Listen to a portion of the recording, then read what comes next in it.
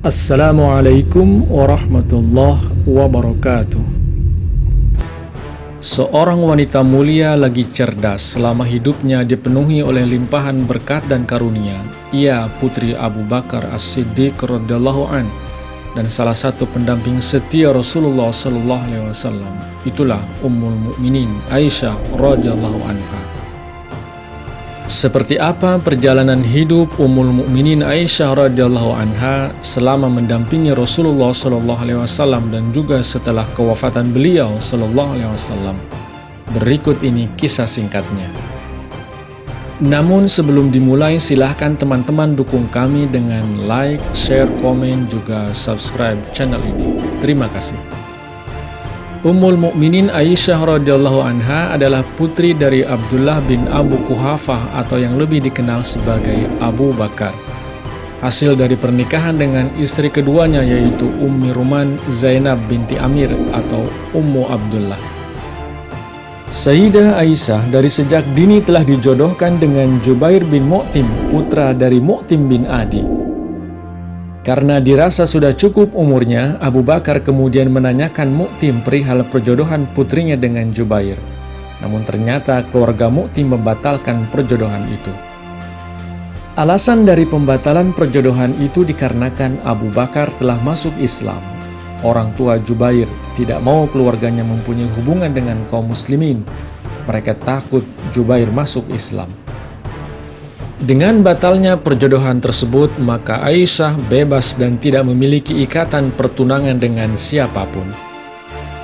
Sementara itu, setelah wafat Khadijah radhiyallahu anha, Nabi Shallallahu alaihi wasallam sibuk dalam menjalankan misinya dan tidak mengejar untuk menikahi siapapun untuk sementara waktu. Kemudian datanglah Khawlah binti Hakim mengusulkan kepada Rasulullah agar beliau kembali menikah. Khawlah menawarkan nama Aisyah. Rasulullah pun setuju dengan usulan itu. Beliau sallallahu alaihi wasallam kemudian meminta Khawlah menyampaikan pesan kepada Abu Bakar mengenai usulnya itu. Pihak keluarga Aisyah pun akhirnya menyetujui keinginan Rasulullah. Pernikahan antara Rasulullah dengan Sayyidah Aisyah kemudian dilaksanakan. Meskipun beliau berdua baru tinggal bersama setelah beberapa tahun kemudian. Salah satu hikmah dari pernikahan Rasulullah dengan Aisyah adalah menghapus anggapan orang-orang terdahulu yang menjadi norma yang berlaku di antara mereka, yaitu ketika seseorang sudah bersahabat dekat, maka status mereka layaknya saudara kandung dan berlaku hukum-hukum saudara kandung.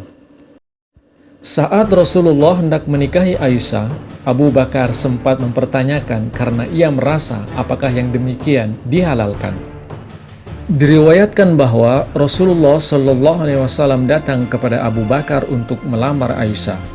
Lalu Abu Bakar berkata, "Sesungguhnya aku ini saudaramu." Nabi menjawab, "Ya, engkau saudaraku dalam agama Allah dan kitabnya, dan ia itu halal bagiku." Dengan demikian, Rasulullah telah memutus satu adat kebiasaan dan kesalahpahaman ini dan mengajarkan hukum yang benar. Usia Aisyah saat menikah dengan Rasulullah telah menjadi topik perdebatan yang kontroversial. Hanya ada satu hadis yang diriwayatkan oleh Hisam yang menunjukkan bahwa Aisyah berusia 9 tahun. Nabi Shallallahu alaihi wasallam menikahiku ketika aku berusia 6 tahun dan beliau kumpul bersamaku ketika aku berusia 9 tahun. Hadis riwayat Bukhari dan Muslim. Tidak ada bukti bahwa Nabi Shallallahu alaihi wasallam yang menyatakan hal ini. Juga tidak ada wahyu mengenai hal ini. Juga tidak didukung oleh riwayat yang mutawatir bahwa Aisyah radhiyallahu anha jelas berusia 9 tahun. Itu hanya diambil dari satu perawi saja. Peneliti modern telah memperdebatkan kebenaran dari hadis itu dan menyimpulkan bahwa Aisyah radhiyallahu anha jauh lebih berumur saat menikah dengan Rasulullah Shallallahu alaihi wasallam. Selain itu, diriwayatkan oleh Anas radhiyallahu an bahwa dalam pertempuran Uhud, Aisyah dan Ummu Salamah bertugas membawa air dan merawat yang terluka. Sementara itu, Nabi Shallallahu alaihi wasallam secara khusus melarang anak laki-laki atau perempuan ambil bagian dalam pertempuran.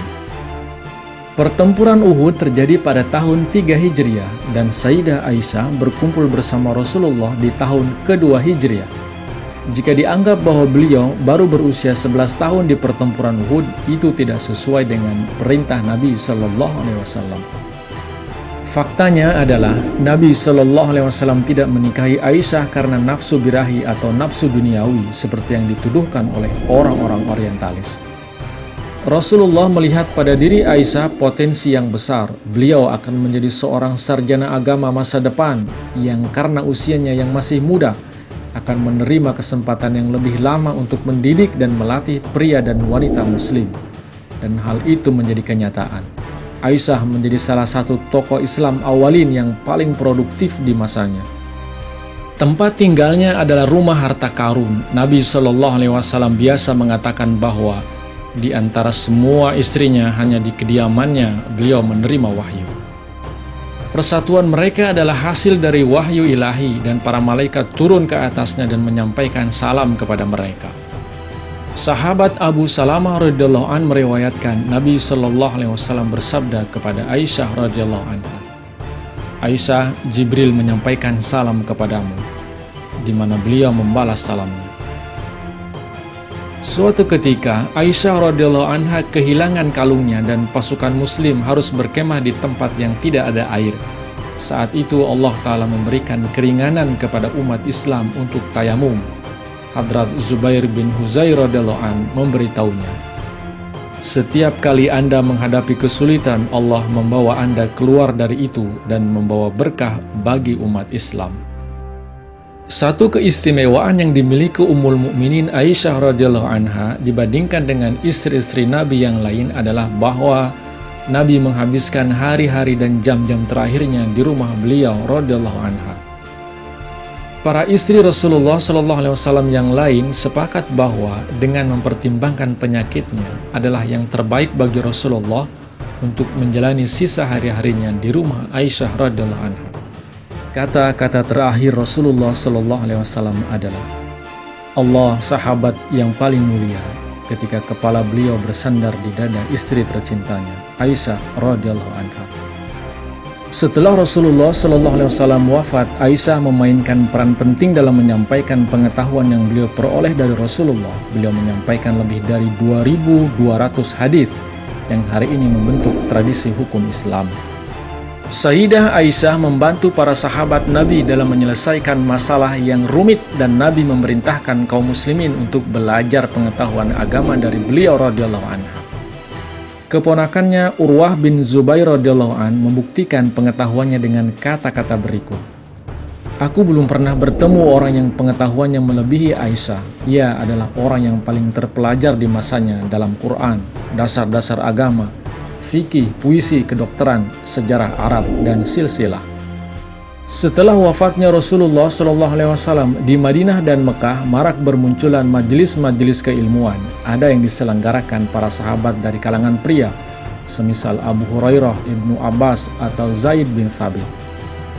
Ternyata majelis ilmu yang bisa dibilang paling besar ialah yang diadakan Aisyah radhiyallahu anha. Bahkan dialah yang menjadi poros utama dalam transmisi keilmuan Islam pada fase sahabat dan tabi'in. Ummul Mukminin Aisyah radhiyallahu anha wafat di Madinah pada 17 Ramadan 58 Hijriah atau 16 Juli 678 Masehi. Aisyah wafat pada usia 66 tahun. Riwayat lain menyebutkan usia beliau 85 tahun. Sesuai dengan keinginannya, beliau kemudian dimakamkan di Jannatul Baqi bersama para istri Nabi lainnya. Sahabat Nabi Abu Hurairah memimpin pemakamannya. Amr bin Al-As menceritakan, "Aku datang ke hadapan Nabi Shallallahu Alaihi Wasallam dan bertanya, 'Siapa yang paling Anda sayangi?' Beliau menjawab, 'Aisyah.' 'Dan siapa di antara laki-laki?' Saya bertanya. Beliau menjawab, 'Ayahnya, Abu Bakar As-Siddiq radhiyallahu anhu.'" Ummul Mukminin Aisyah radhiyallahu anha sebagai seorang wanita terpelajar yang tanpa lelah meriwayatkan hadis tentang kehidupan Rasulullah sallallahu alaihi wasallam. Beliau merupakan salah seorang dari cendekiawan Islam awal di mana para sejarawan menghitung sampai 1/4 dari hukum Islam berasal dari Aisyah radhiyallahu anha. Beliau adalah istri Rasulullah SAW yang menonjol dan menjadi teladan bagi jutaan wanita. Terima kasih telah menyimak video ini hingga selesai. Jangan lupa untuk terus dukung kami dengan like, share, komen, juga subscribe bagi yang belum. Dan simak terus video-video kami yang lainnya. Wassalamualaikum warahmatullahi wabarakatuh.